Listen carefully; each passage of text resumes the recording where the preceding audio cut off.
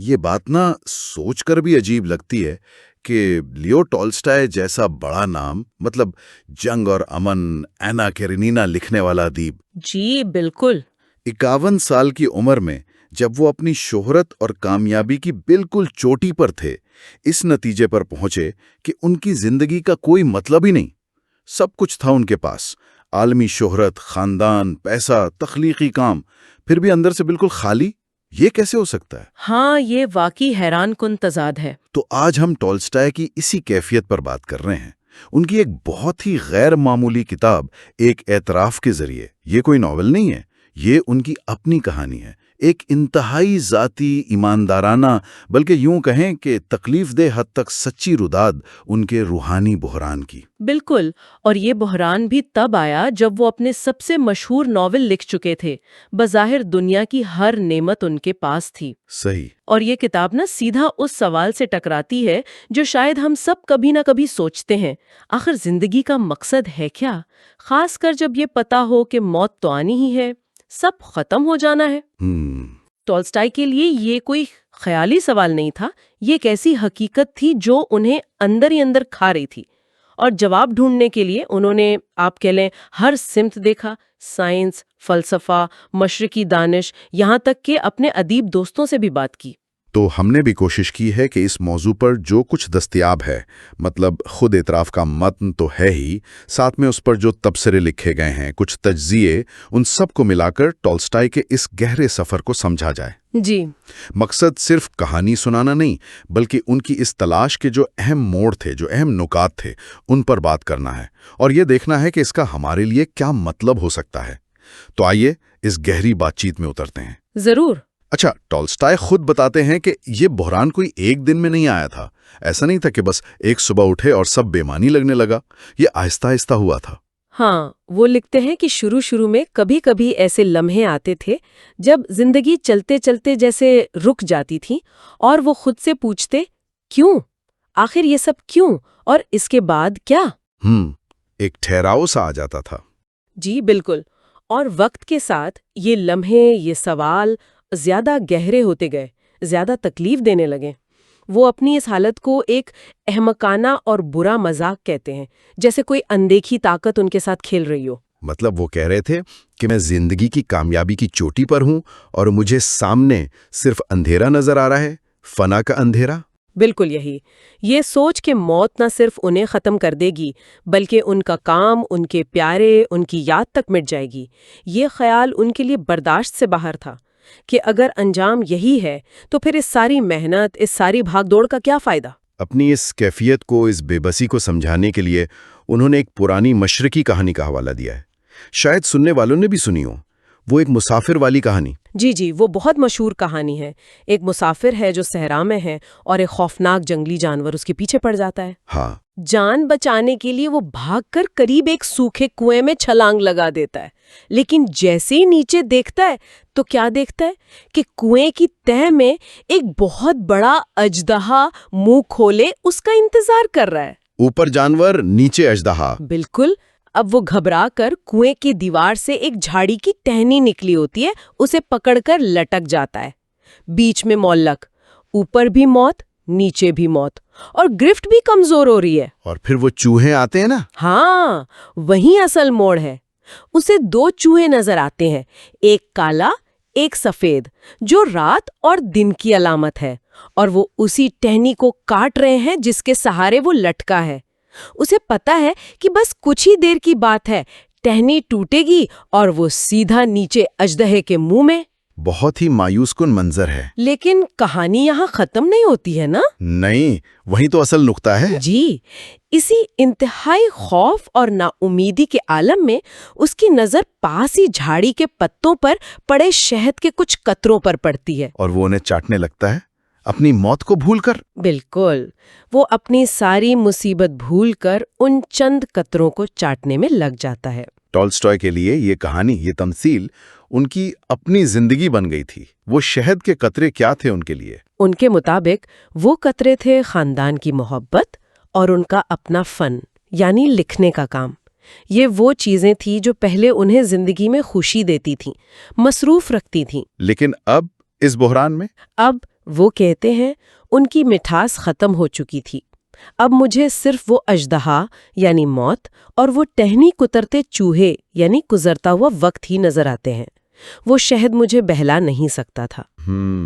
یہ کیفیت اتنی شدید ہو گئی تھی کہ وہ، جیسا آپ نے شروع میں کہا، سنجیدگی سے خودکشی کے بارے میں سوچنے لگے تھے۔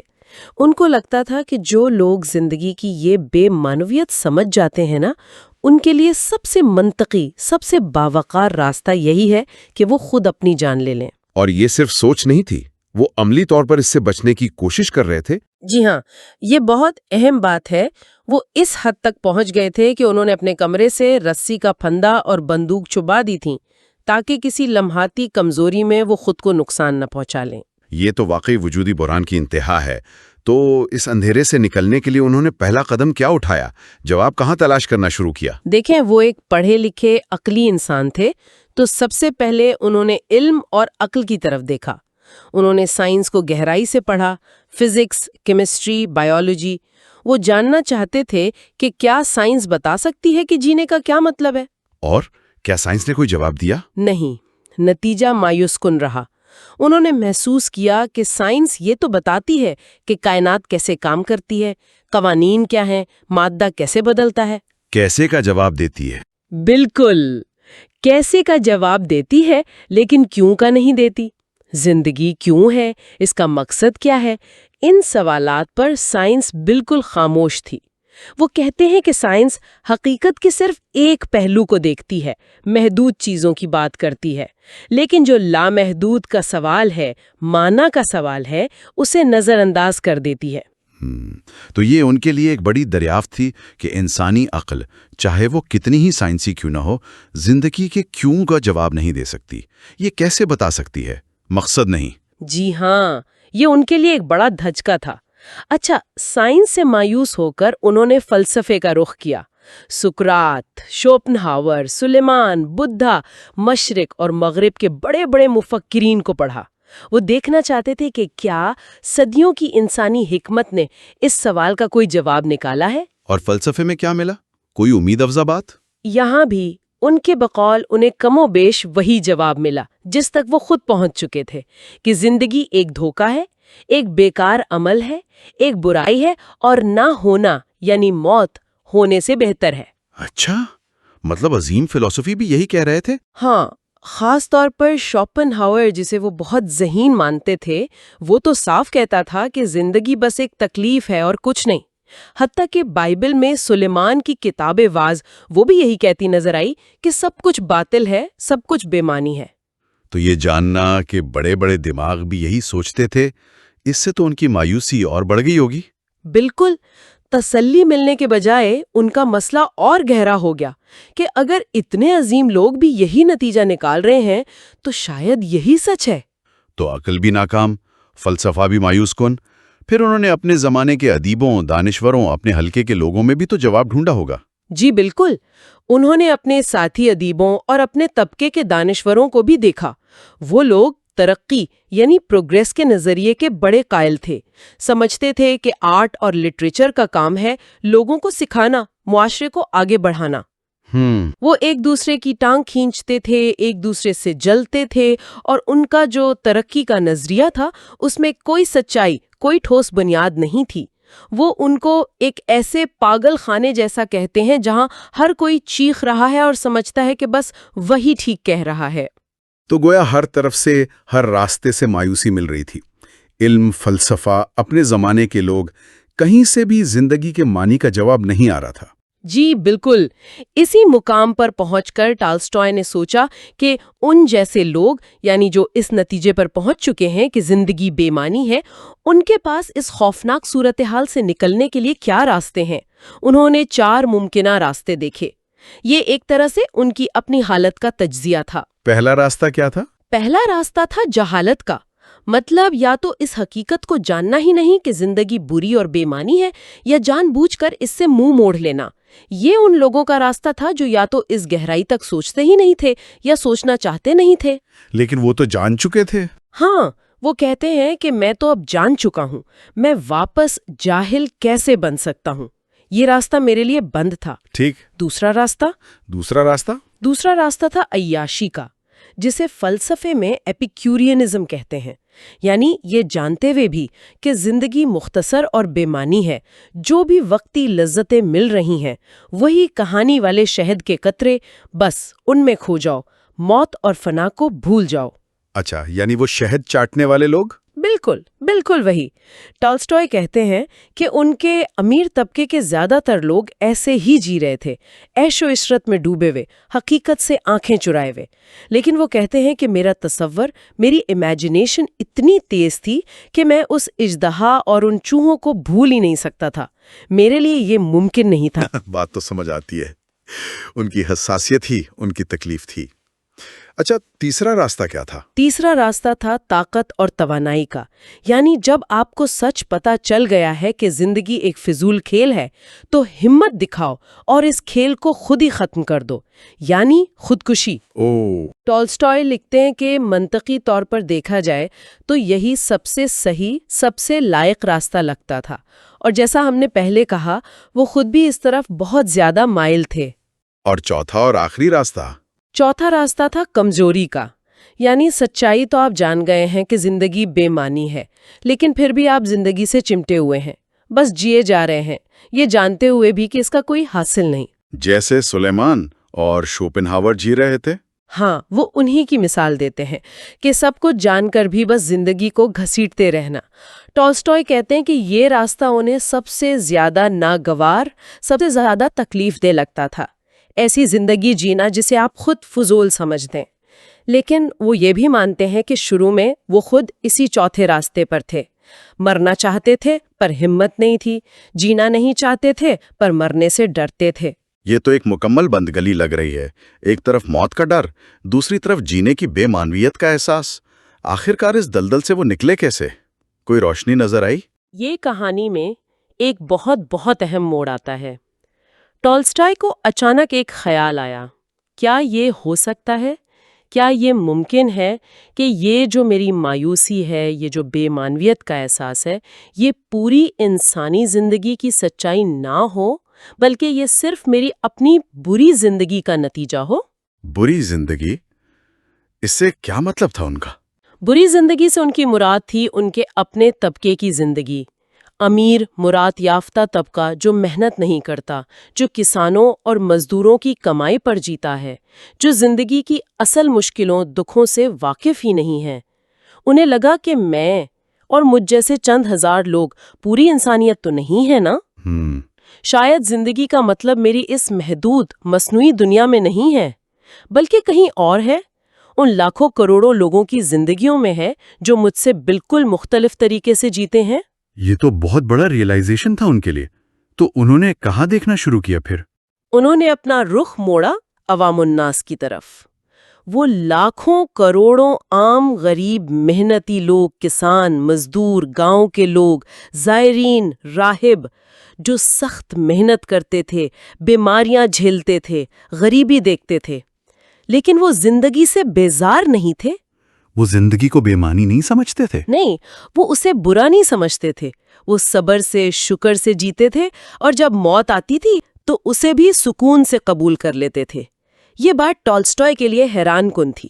یہ تو ان کے اپنے تجربے سے بالکل الٹ تھا۔ بالکل، اور یہی انہیں وہ چابی ملی جس کی انہیں تلاش تھی۔ انہوں نے دیکھا کہ ان عام لوگوں کی زندگیوں کو جو چیز معنی دے رہی تھی وہ تھا ان کا ایمان۔ ایمان؟ جی، ایک ایسا یقین، ایک ایسا عقیدہ جو ان کی اس چھوٹی سی فانی زندگی کو کسی بہت بڑی لامحدود ابدی حقیقت سے جوڑتا تھا۔ یہ ایمان جسے ٹالسٹوئے پہلے صرف جہالت یا وہم پرستی سمجھتے تھے، اصل میں ان لوگوں کو وہ طاقت اور وہ مقصد دے رہا تھا جو دنیا کا سارا علم اور سارا فلسفہ انہیں نہیں دے پایا تھا۔ تو یہاں انہیں عقل اور ایمان کا فرق صاف نظر آیا؟ بالکل واضح۔ انہیں لگا کہ عقلی علم جو صرف محدود چیزوں کو دیکھتا ہے، وہ آخر میں زندگی کی نفی کرتا ہے، کہتا ہے سب بے معنی ہے، جبکہ ایمان جو بظاہر غیر عقلی لگتا ہے، وہ کسی نہ کسی طرح زندگی کو معنی دیتا ہے، اسے کسی بڑی تصویر کا حصہ بناتا ہے۔ تو کیا اس دریافت کے بعد انہوں نے فوراً ایمان قبول کر لیا؟ مسئلہ حل ہو گیا؟ نہیں، اتنا آسان نہیں تھا۔ یہ ان کی زندگی کا ایک نیا اور شاید پہلے سے بھی زیادہ مشکل مرحلہ شروع ہوا۔ انہوں نے فیصلہ تو کر لیا کہ جواب ایمان میں ہے، لیکن اب سوال یہ تھا کہ اس ایمان کو اپنایا کیسے جائے۔ اچھا، انہوں نے روسی عوام کا جو آرتھوڈاکس مسیحی عقیدہ تھا اسے سمجھنے اور اپنانے کی پوری کوشش کی، سنجیدگی سے کوشش کی۔ انہوں نے ان اصولوں پر عمل کرنے کی کوشش شروع کی جن پر وہ عام لوگ چلتے تھے: خدا کی مرضی ماننا، اپنی خواہشیں دبانا، محنت کرنا، دوسروں پر رحم کرنا، عاجزی سے رہنا۔ کیا انہوں نے چرچ جانا، رسومات میں حصہ لینا بھی شروع کیا؟ جی ہاں، بالکل۔ وہ چرچ جانے لگے، دعاؤں میں شریک ہوتے تھے، روزے رکھتے تھے، یہاں تک کہ کمیونین یوکرسٹ کی جو رسم ہوتی ہے اس میں بھی حصہ لیا۔ جس میں روٹی اور شراب کو یسوع کا جسم اور خون مانا جاتا ہے؟ جی بالکل، وہی۔ وہ کوشش کر رہے تھے کہ ان رسمات کو صرف خالی خول نہ سمجھیں، بلکہ ان میں وہ روحانی گہرائی تلاش کریں جو عام لوگوں کو ملتی ہے۔ وہ انہیں اپنے بزرگوں سے جڑنے کا، اجتماعی عبادت کی طاقت محسوس کرنے کا ذریعہ بنانا چاہتے تھے۔ لیکن کیا وہ اس میں کامیاب ہوئے؟ کیا انہیں وہ سکون، وہ یقین ملا جس کی تلاش تھی؟ یہیں آ کر وہ پھر پھنس گئے۔ انہیں شدید اندرونی کشمکش کا سامنا کرنا پڑا۔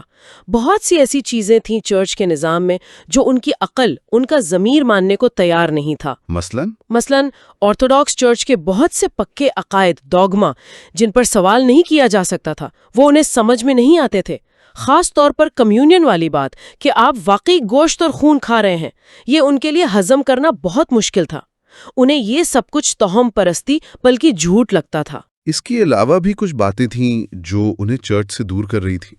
ہاں، کئی اور باتیں بھی تھیں۔ ایک تو چرچ کے اندر کی فرقہ بندی۔ آرتھوڈاکس، کیتھولک، پروٹیسٹنٹ، یہ سب ایک دوسرے کو غلط سمجھتے تھے، ایک دوسرے سے نفرت کرتے تھے۔ ٹولسٹائے سوچتے تھے کہ جو مذہب محبت سکھاتا ہے وہ خود اتنی نفرت اور تقسیم کا شکار کیسے ہو سکتا ہے؟ پھر چرچ کا جنگوں کی حمایت کرنا، تشدد کو جائز قرار دینا، یہ باتیں بھی انہیں بہت پریشان کرتی تھیں۔ اور شاید سب سے زیادہ ان کے اپنے طبقے کے لوگوں کی منافقت نے انہیں تکلیف دی ہوگی۔ بالکل، یہ بہت بڑا نکتہ تھا۔ انہوں نے دیکھا کہ ان کے امیر، پڑھے لکھے، جاننے والے جو چرچ جاتے تھے خود کو بڑا دیندار ظاہر کرتے تھے۔ ان کی اپنی زندگیاں ان کے دعووں سے بالکل مختلف تھیں۔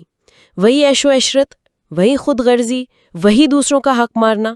ان کا ایمان بس ایک دکھاوا لگتا تھا جس کا ان کے عمل سے کوئی تعلق نہیں تھا۔ تو انہیں لگا کہ چرچ نے، ادارے نے مسیحیت کی اصل روح کو کہیں کھو دیا ہے۔ انہیں شدت سے یہ محسوس ہوا کہ چرچ نے یسوع مسیح کی جو سادہ بنیادی تعلیمات تھیں، محبت، عاجزی، خدمت، معافی، عدم تشدد، ان کو بہت ساری انسانی ملاوٹوں، رسموں، وہموں اور جھوٹ کے ساتھ ملا جلا دیا ہے۔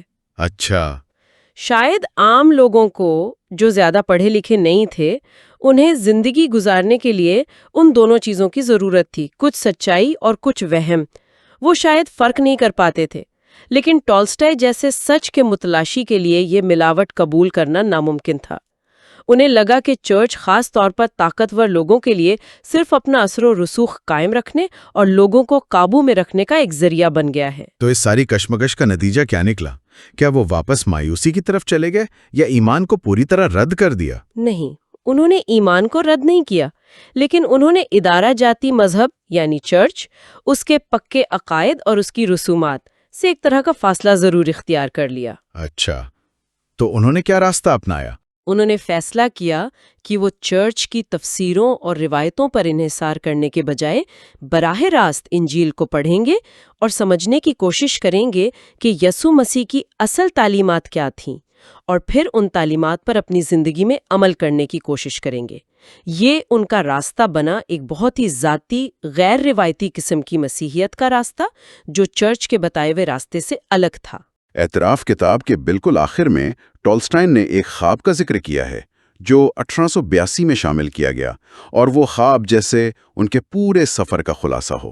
جی ہاں، وہ ایک بہت ہی گہرا، بہت علامتی خواب ہے۔